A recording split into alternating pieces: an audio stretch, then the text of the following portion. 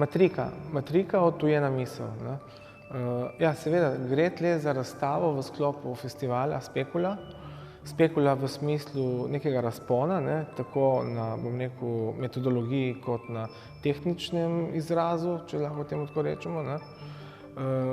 Zakaj se gre? 7. edicija, 7. leto je, bom rekel, vendarle ključno leto, ne.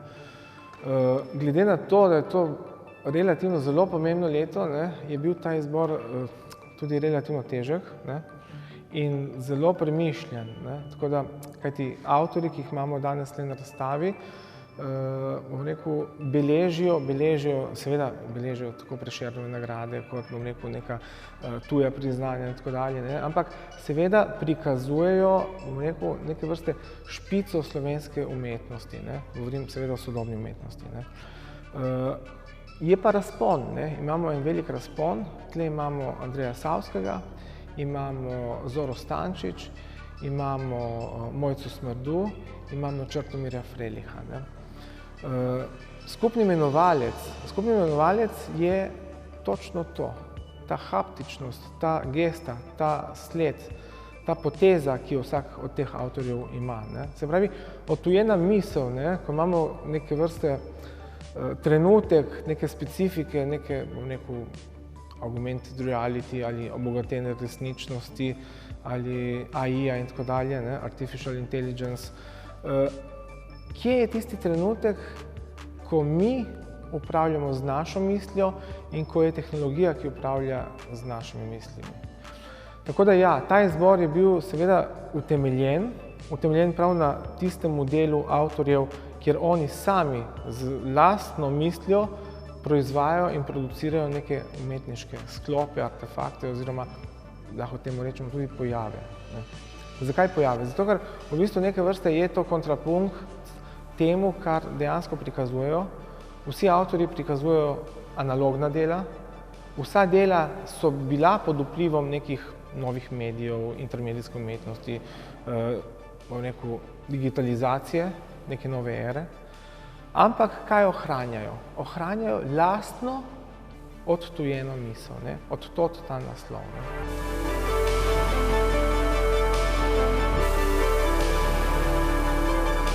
Zdaj pa, če grem malo opisovati tudi avtorja.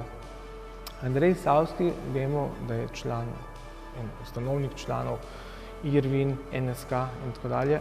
Se pravi, ima močen pečat nekega dokumenta, neke naše slovenske kulturne dediščine. In prav ta avtor, ne, prav ta moj izbor tega avtorja je bil ključen pri tej razstavi. To ne pomeni, da so ostali manj ključni, ne, zato ker vsak avtor dopolni drugega. In v tem duhu, ne, v tem smislu tudi ta spekula se dopolnjuje, ne.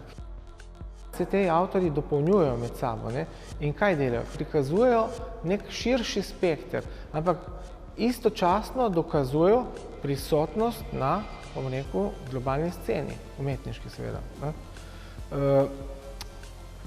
Zanimivo je delo od Mojce Smrdu, ne. Jaz, ko gledam njena dela, seveda, tle imamo dva razstavljena dela, ne. Ampak kaj se dogaja? Prav oblika in način, kako je ona tisto delo sestavlja, je zelo podobno temu njenemu zadnjemu delu, ne. O čemu govorim? Govorim o temu, da je, bom rekel, tam na nek način ročno izdelala neko veliko plastiko, govorimo o 1,5 metra višine, pa ne vem, širine 80-90 cca. Ampak gre se za nek kos, ki ga je bila sposobna narediti še preden so obstajale tehnologije, seveda zato, ker kosi so iz 80-ih, 90-ih. Istočasno je pa oblika, forma, ne, ker kaj je tisto, kar avtor obvlada? Obvlada kontrolo lastnih misli in s tem tudi goji in kreira to obliko, to formo. Zakaj to počne? Verjetno ne zato, ker ne ve, kaj bi sam sabo, ne, ampak zato, ker gradi, goji, raziskuje neko, bom rekel, v tem primeru lahko rečemo temu likovno govorico. Ampak kaj je za likovno govorico? Sigurno je neke vrste komunikacija. Tudi če je notranjega tipa, da je sam s sabo, da komunicira sam s seboj, nikoli ni sam s seboj. V trenutku, ko to postavimo v prostor, imamo gledalca, ki je soudeležen v njeno delo, ne. In bom rekel, to delo, se pravi, in situ doživi, bom rekel, neko rojstvo. Ne? Rojstvo koga? Bralca. Seveda bralca, gledalca v tem primeru. Ne?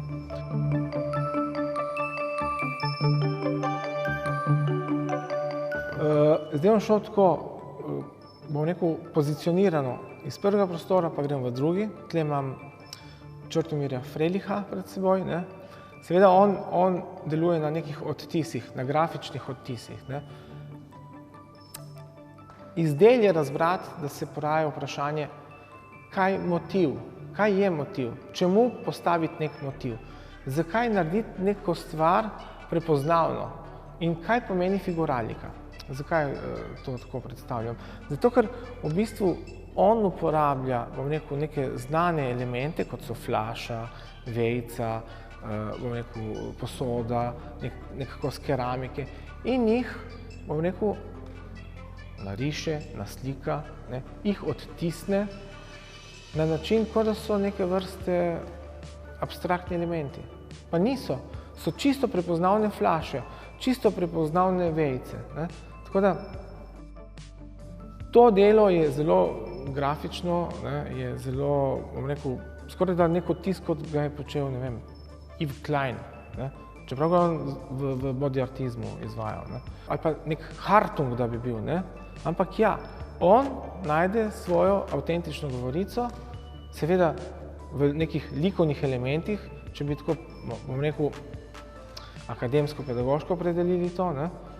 Ampak ja, ti likovni elementi imajo sekundarno funkcijo in so podrejeni, bom rekel, tako kompoziciji kot neke vrste kromiji, ki je gor prisotna, ne. In s tem tudi, bom rekel, temu grafičnemu vtisu, ne. Ker zakaj se na koncu gre? Na koncu se pa res gre za nek, bom rekel, transfer med tem, kar on počne in tem, kar rata, z neko, bom rekel, skoraj neke vrste silhueto, kjer odsev njegovega dela, se pravi, njegove intarzije, njegove sledi, njegove roke, njegovega prsta, ni direktno, posredno prikazan na papirju, ampak je vmes nek filter. In to je ta grafični pristop, ki ga on zelo, zelo kvalitetno zagovarja.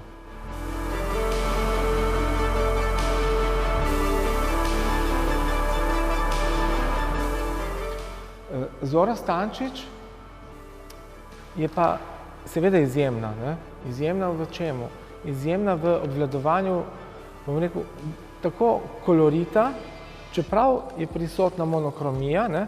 Ampak prav v tej monokromiji se skrivajo tiste barve, tisti kolorit, ki nekako posegajo v sorodno sosedno delo. Ne? Se pravi, ona ima opuse, kjer, ne vem, najdemo neko modrino, najdemo neko viola barvo in tako dalje, ampak jih zelo, zelo, bom rekel, natančno opredeli. Se pravi, ta barva je tista barva, ki je podporna barva, da lahko, bom rekel, pričara narativnost te njene grafike. Ne? Kajti seveda motivi so nedvomno politično angažirani. Ne? Motivi so, bom rekel, prisotni kot neke vrste identiteta, ne? Kar tudi nakazuje neko raziskavo, seveda neke lahko notranje identitete, lastne ali pa tuje. Ne? Ker kaj vidimo? Vidimo seveda neke osebke, neke figure, neke silhuete, vidimo ljudi, vidimo neko gručo nekih ljudi na tak ali drugačen način in seveda estetizacija je tukaj v drugem planu in dejansko ne gre se zgolj za to, da je ona dober grafik v smislu kompozicijskega pristopa, ne? Ampak tudi ja, seveda, to je prisotno. Ne? Meji ta njena grafičnost na slikarstvo. Ne? Zakaj meji? Zato, ker se ona opredeli kot grafik, istočasno pa gradi oblike, se pravi te forme, podobe, na nek slikarski način. Ne? Se pravi, kot da bi rekel Matisse, ne? Matisse podaljša roko in tako dalje. Mislim, proporc je v drugem planu. Ne?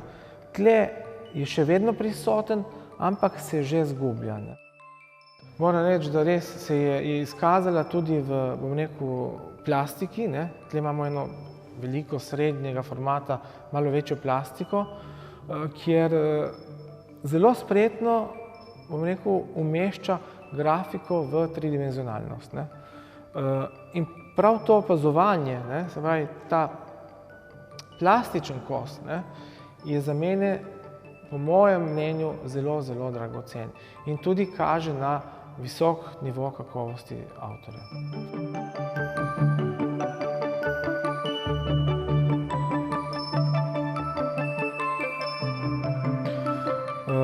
No, zdaj pa grem k zadnjemu avtorju, pa vendarle prvemu, vsaj po vrstnem redu, ampak tudi nekako me je vlekel kot gonilna sila, kar se tiče tega izbora, ker moram reči, da izbor ni bil lahek. Generacijsko sem iskal nekaj, kar je različno, kar ima nekaj skupnega in istočasno, kar je izrazito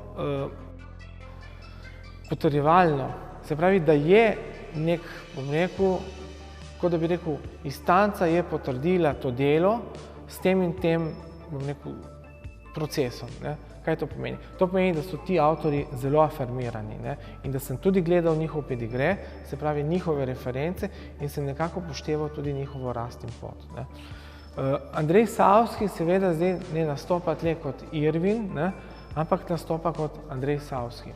In moram reči, da ta igrivost, konceptualnost, ta dadaizem, ki ga on uporablja, je dejansko nek doprinos tistemu, kar smo do sedaj poznali. Se pravi, da ti lahko narediš en tromdoil, oziroma da ti lahko neko sliko zamrzneš, oziroma da ti lahko upravljaš že izbran kader in ga na novo ponastaviš v drug kontekst, moraš biti tle zelo, zelo spreten. In to se mi pri Savskemu res dopade, ker je dokazal, seveda kot član neke pomembne skupnosti, ampak tudi kot posamičen avtor, kot nek posameznik, ki prispeva zelo, zelo avtentično na svojem nivoju. Se pravi, on se tle slikarsko dokazuje, ne da se dokazuje, ampak je dokazal, da njegov nivo postopanja v različne medije in s tem na različne načine v polju umetnosti obvlada tudi nekaj, kar na nek način skoraj da je zanemarjeno. Se pravi, da sodobnost je lahko tudi v obliki slike. In prav to je tisti manko, ki lahko rečem, da v neki poplavi intermedijske umetnosti, ki ni nujno, bom rekel, nujna, ker lahko se dela tudi na drug način, je pa seveda del, bom rekel, našega obstoja. Kaj to pomeni? To pomeni, da mimo nekih, bom rekel, intermedijskih umetnosti, nekih novih medijev se ne da, zato ker so vpeti not v naše delo, ampak istočasno lahko z zamikanjem poudarim, da tisto, kar naredi subjekt, v tem primeru avtor, ima edinstveno dodano vrednost.